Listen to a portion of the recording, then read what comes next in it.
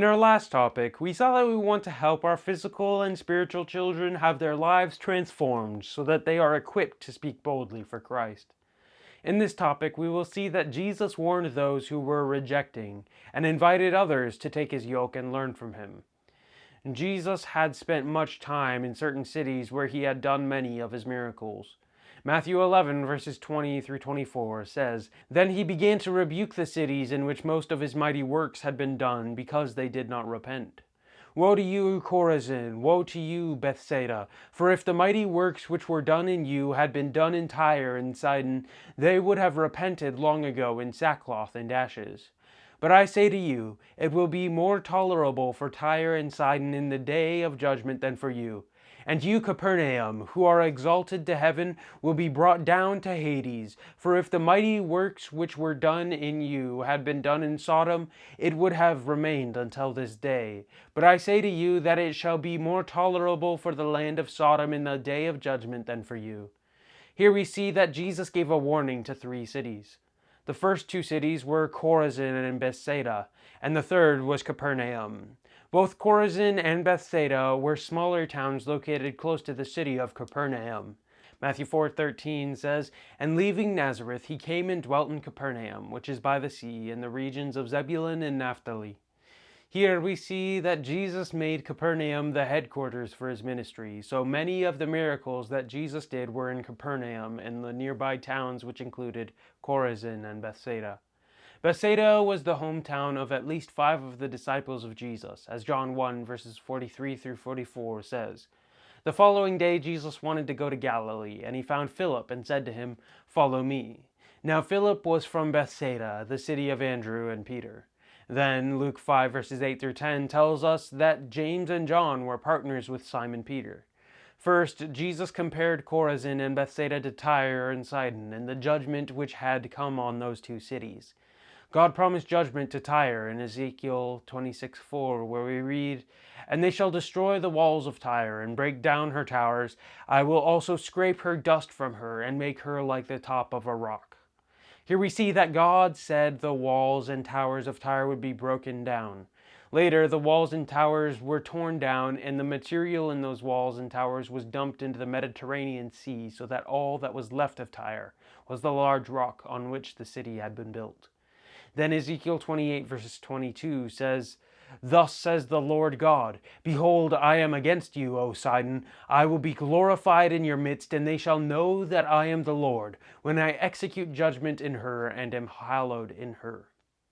The judgments of these 2 cities happened exactly as Ezekiel had prophesied. God said that if the miracles that were done in Chorazin and Bethsaida had been done in Tyre and Sidon, that those cities would have repented long ago.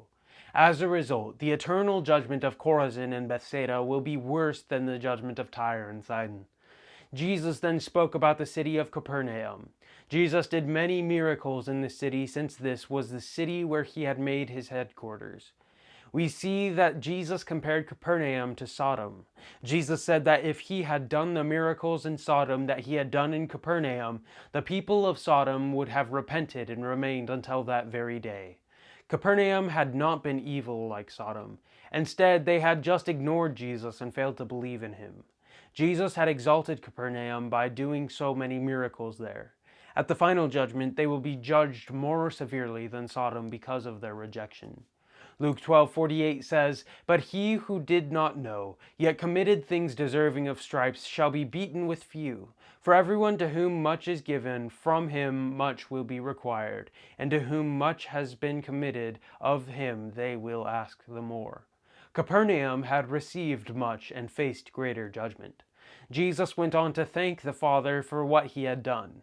Matthew 11:25 through 27 says, "And at that time Jesus answered and said, I thank you, Father, Lord of heaven and earth, that you have hidden these things from the wise and prudent, and have revealed them to babes.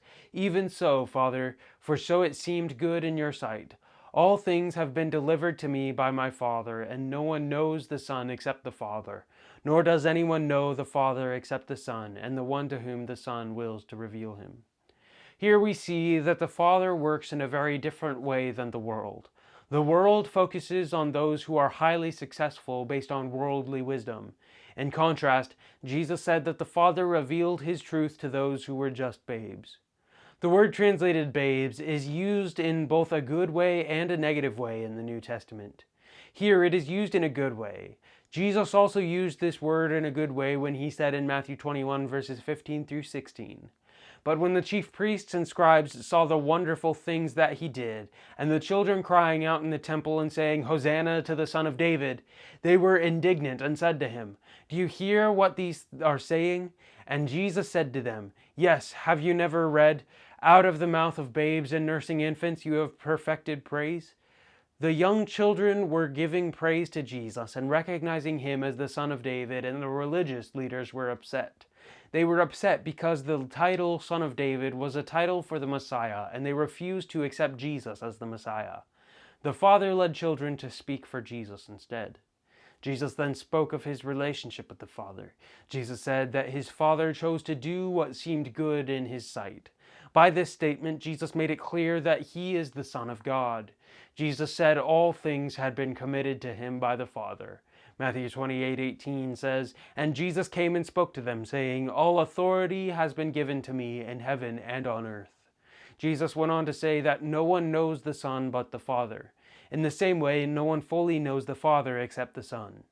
The word translated "know" in these verses means to know thoroughly or accurately, so that there is full understanding. Jesus then said that it is possible for people to get to know the Father when the Son chooses to reveal him. Jesus went on to invite the burdened to come to him. Matthew 11:28 through 30 says, "Come to me, all you who labor and are heavy laden, and I will give you rest. Take my yoke upon you and learn from me, for I am gentle and lowly in heart, and you will find rest for your souls. For my yoke is easy and my burden is light." Here we see that Jesus gave a wonderful invitation to all who would come to him. Jesus will reveal the Father to those who choose to come to him. The word translated labor means to grow weary or to be exhausted. Paul worked to the point of exhaustion to share the gospel. Colossians 1:28 through 29 says, "Him we preach, warning every man and teaching every man in all wisdom, that we may present every man perfect in Christ Jesus. To this end I also labor, striving according to his working, which works in me mightily." The word translated heavy laden means to load a burden on, or to place a burden on someone. The only other place this word is used in the New Testament is in Luke 11:46, where we read, "And he said, 'Woe to you also, lawyers, for you load men with burdens hard to bear, and you yourselves do not touch the burdens with one of your fingers.'" In this passage we see that the Pharisees, scribes, and lawyers loaded heavy burdens on the people by their interpretations of the law. At the same time that they loaded heavy burdens on others by giving them many rules, these men avoided even carrying a little tiny part of the loads that they loaded on others. In contrast to the heavy load that these religious leaders put on the people, Jesus said, "Come to me and I will give you rest."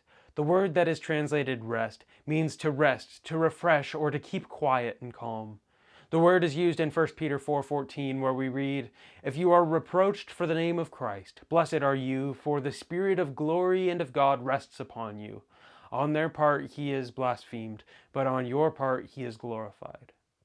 In this verse, we see that God causes his Spirit to rest on us when people speak evil against us for the sake of Christ. The rules of the religious were like a heavy yoke. Then Jesus gave a very vivid illustration to explain what he meant. The word translated yoke was used to speak of the heavy wooden yoke that was placed on a team of oxen so that they could pull a heavy load, or the yoke that was placed on a slave by his master. 1 Timothy 6:1 says, "Let as many bondservants as are under the yoke count their own masters worthy of all honor, so that the name of God and his doctrine may not be blasphemed." With oxen, the people would put a young ox in a yoke with an older ox, so that the young ox would learn to walk in step as he helped pull the yoke. When the yoke was first placed on a young ox, he would often go too fast or too slow. Either way, it would pull on the neck of the older ox. Jesus told those burdened with sin to yoke up with him. Jesus explained that he was gentle and patient. Jesus said that all those who came to him would experience rest from the burden of their sins and the burdens that the religious leaders placed on them. Jesus said that his yoke is easy. The word translated easy means useful or kind. The word translated light speaks of something that is light or not a burden. The only other place this word is used in the New Testament is 2 Corinthians 4:17, where we read, "For our light affliction, which is but for a moment, is working for us a far more exceeding and eternal weight of glory." We want to help our physical and spiritual children understand that Christ takes our heavy load and gives us an eternal blessing in exchange.